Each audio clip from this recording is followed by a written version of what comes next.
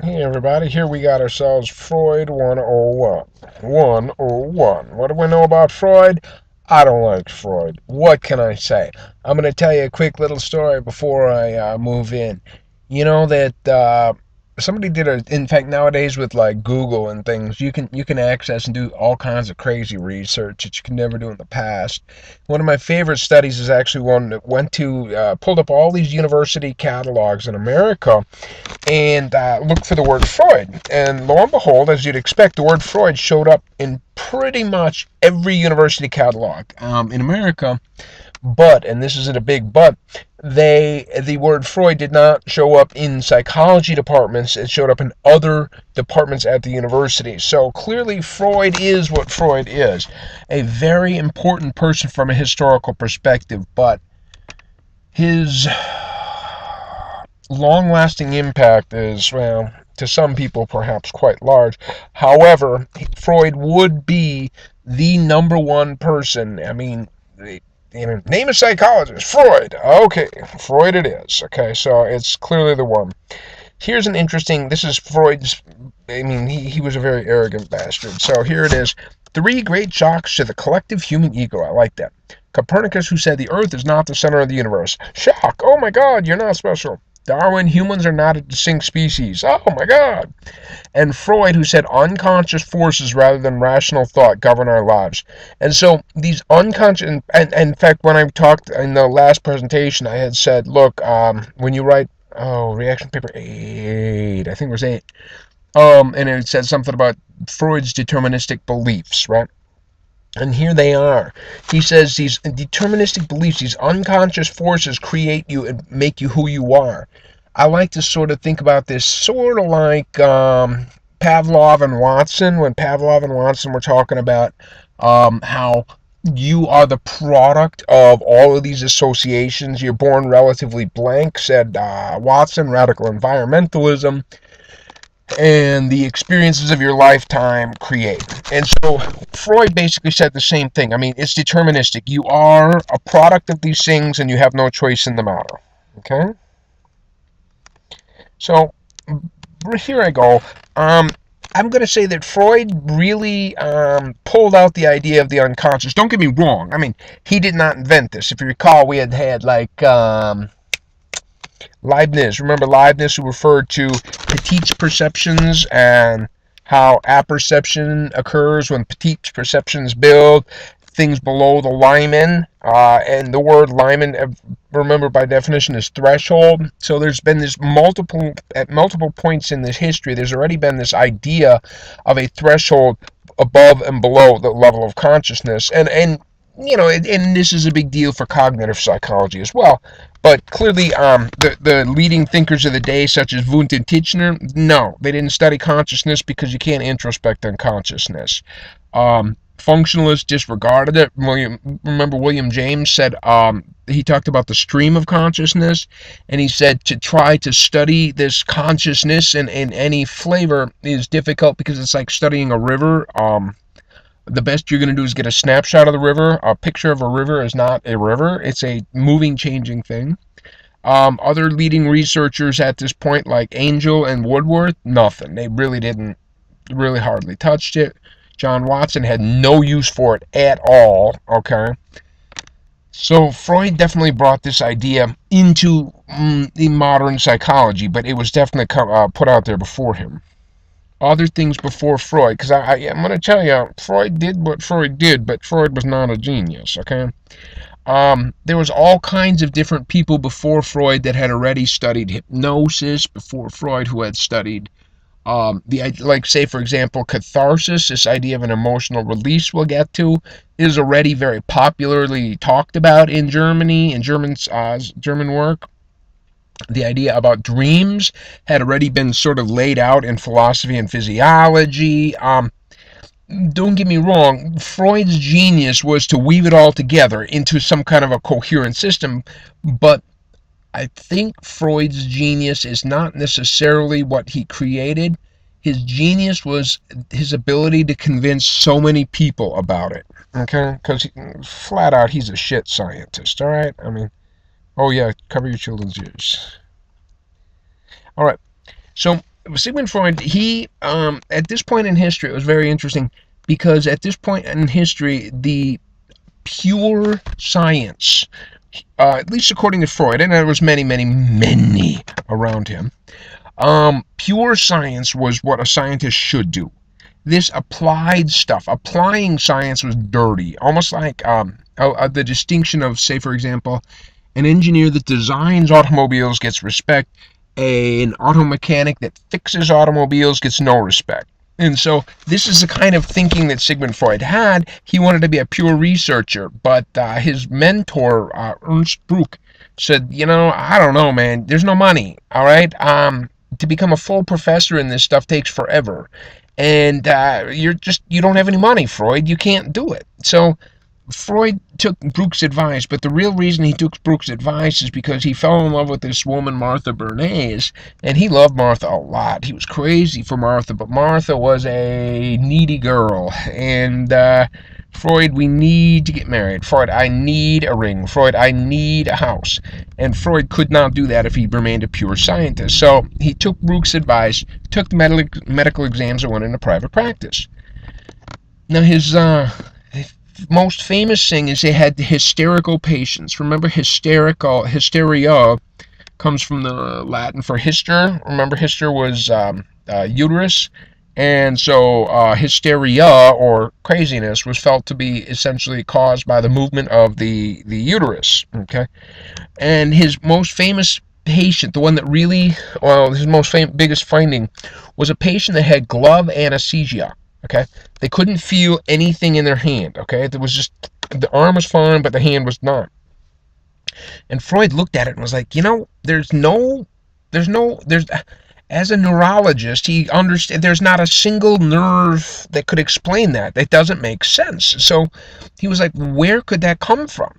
And we're going to come back to this, but it's the idea of the injury that caused the injury. Okay, so there was no physical reality to it. So before Freud came another one of his mentors, Joseph Breuer. And Joseph Breuer did a lot of things that will come back on Freud. And so here we've got Anna O. Anna O actually turned out to be a fairly famous woman in her own right. She was a feminist in the 20s or something. But this is back in about 1890 or something, 1885. And Joseph Breuer spends a lot of time with Anna O. His Breuer's wife gets very jealous, doesn't like it. But anyway, Anna O. Was 21, very intelligent young woman from a rich family. She had a lot of different symptoms, and they seemed to be they came up when she was nursing her dying father. She was very close to her father, and nursing her father was a really big chore. He really lingered and everything, and all of these symptoms came up. So Breuer began using hypnosis on Anna O. And when she talked about her symptoms, or talked about the experiences, rather, these experiences and stuff, the symptoms would go away. All right. So talking about it made it go away. So they met every day for a year. And Anna called it chimney sweeping, or the talking cure. Now, under hypnosis, she came up with all kinds of crazy, repulsive memories that I don't know if they're true or if they're not true, but some crazy stuff, okay? And just talking about it and reliving it was enough to let it go, okay? She also had her transference and all of these other words that we'll come across in psychotherapy. So now, here's the deal, says Sigmund Freud. Now, we're going to find out, in fact, let me do this thing first. This is better, all right? And not that, this. All right. Sigmund Freud essentially says, look, in fact, you know what? I'll just tell the whole story. It turns out, this is basically how Freud discusses personality. He says, the day you're born, you essentially have a part of your personality called the id. And the id is the ultimate gimme. It's driven by biological urges and needs. It is the ultimate form of hedonism. It's just, if it feels good, I'm going to do it right now, okay? And this id is the first thing that you're born with, and children just are like, when a baby's born, they're just, gimme now. They have no connection to the world at all, just gimme. Then as the child begins to develop a little bit, what's going to happen And in fact, here's the it. Das Es. Das Es. I believe that translates as the I or something like that. Like I said, it's unconscious. It's full of instincts. Instincts are the motivational forces that really push us. The libido is life energy that drives. Well, meanwhile, as this id interacts with the world, as a child socializes, and in fact, when talking about personality development, it's awfully hard to really remove social development questions, but I'm trying. Now, the ego, or the eek, was it the eek that's the I don't remember, whatever, the eek. And the eek is sort of like, the ego is this mediator, the I, the me, the regulator, okay? The one that's in touch with reality, okay? As it says here, it's the id is driven by the gimme principle. I forget the name. The gimme now principle. Pleasure principle, whereas the ego is dominated more by the reality principle, okay? And so this ego, sort of like, say for example, a child is, when a baby's first born and they're hungry, they just scream, okay?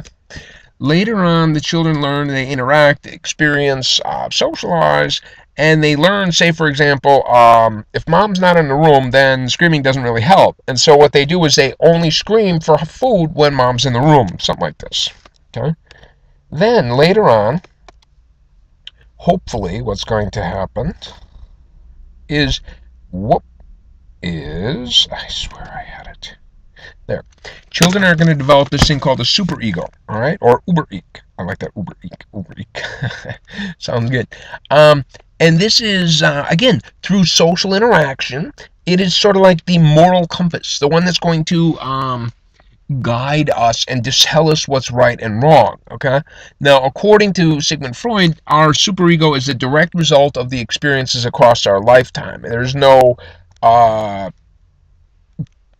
there is no truth to the superego that transcends, because the child is not born with a superego. Other researchers, like say not even researcher, but like C.S. Lewis would argue that this superego, or this moral guiding point, is something that transcends any one individual and is not the result of the experiences that you have, but instead is an absolute, a universal absolute that is received by all humans at the time of birth.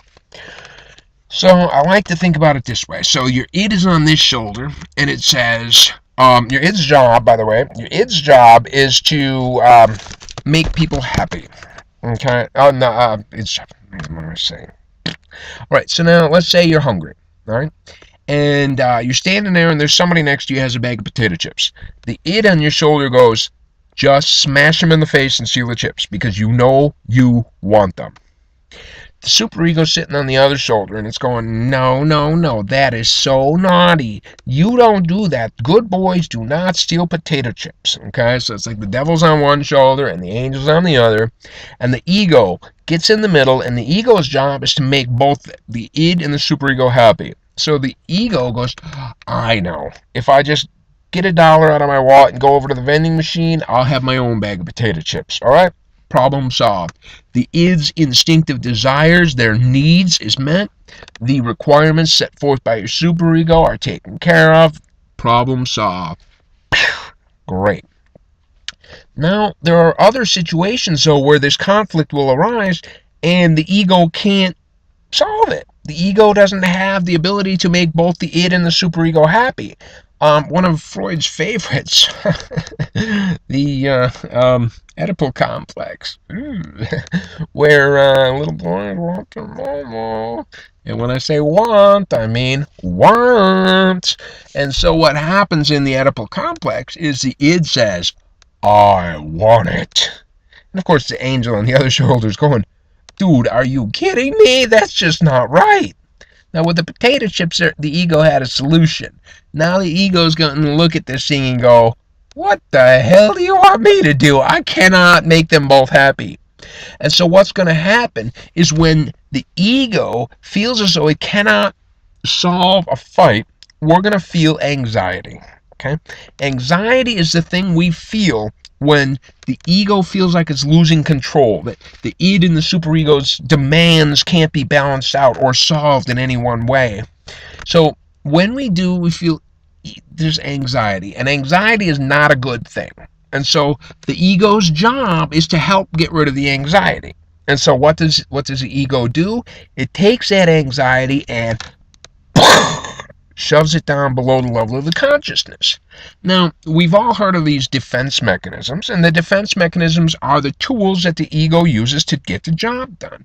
Ultimately, all defense mechanisms are really nothing different than repression. Okay, repression is, of course, this shoving down, repress. But there is a whole list of different defense mechanisms, right? Regression, reaction formation. I don't even remember what they all are, but ultimately they're all a form of repression. Okay, and so it all comes down. The id says, "Gimme, gimme," and the superego goes, "No, no, no." The ego goes, "Oh shit, I can't solve them both. I feel anxiety. Oh!" And it's gone. But it's not gone, and that's the key. All right, because here's what Freud said: is that your personality, these things that are down below the level of the these things that are down below the level of the consciousness aren't like magically gone. They're hanging down there. They're doing crazy stuff to you, but they're still there. They're still below your level of the consciousness. And so now, I'm going to go back and find what I had written on these other slides. And so now, Freud said, if you want to understand about somebody's personality, you need to understand the unconscious mind. But the problem is that your unconscious mind, your ego, will protect you. Because remember, these conflicts were something that the ego can't solve, all right? So the ego doesn't want to deal with these things, so you're going to experience this thing called resistance. And resistance is a tendency for a patient to inhibit these, well, not just recollection of traumatic experiences, but the tendency for patients to inhibit anything that's shoved down. But here's what Freud basically said. He said, look, what's happening is that just because it's below the level of the consciousness, what you're going to do, see, because the ego is resisting. It is actively holding those thoughts down below the level of consciousness. So what you're going to do is find a way to make the ego weak, okay? Find a time when it's weak. And so he has a variety of techniques to reduce the ego's power. And I mean, number one is free associations. And so here's the thing, he'll go, if you just let yourself go, I'm going to say a word and you say the first thing that comes to your mind. Salt, pepper, table, chair, mother, monster. Oh, hey, I found it, mother, monster. Okay. So using free association, you can relax the ego and trigger it, I guess. But other times, including hypnosis, under hypnosis, the ego's strength is weak. While dreaming, the dream is, well, wish fulfillment. Oh, whatever. I'm just reading it as a historical document, okay? While dreaming, while sleeping, your ego doesn't have full strength to hold things down below the level of consciousness, and so often these repressed thoughts sneak out in your dreams, and sometimes they show up in disguised form. Okay, so here's the thing: you could. If you have a dream and there's a man with a cigar, it could mean that you have repressed homosexual desires and the cigar represents a you know what. But, says Freud, yeah, but sometimes a cigar is just a cigar, right? Sometimes when you dream about a cigar, there's not this, so it is what it is, all right? All right, what else do we got? Dreams, I said dreams, yeah. I said that, what is that? Yeah, be patient. Okay, there it is. And so here we said anxiety is what we feel. In fact, one of Freud's most famous quotes is, anxiety is the price we pay for society. And this makes a lot of sense, because in order for us to be social creatures, we must put those ids, instinctive demands, in check. Otherwise, people would be murdering, robbing, and raping at will, because it was just gimme, gimme, gimme. Okay? And so this repression of these instinctive urges, which creates anxiety, is the price we must pay in order to live in a civilized society. So anxiety is the price we pay for society. See, that's a clever little phrase. And in fact, look at that, my bad. And because we are social, we cannot act out our sexual and aggressive impulses. When the ego fears losing the battle, anxiety results, blah, blah, blah. I said all that. Okay? And so here's the thing now. Personality, he said, it really forms in the first few years of life. Problems that you have later on in life are from these unresolved conflicts, usually from early childhood.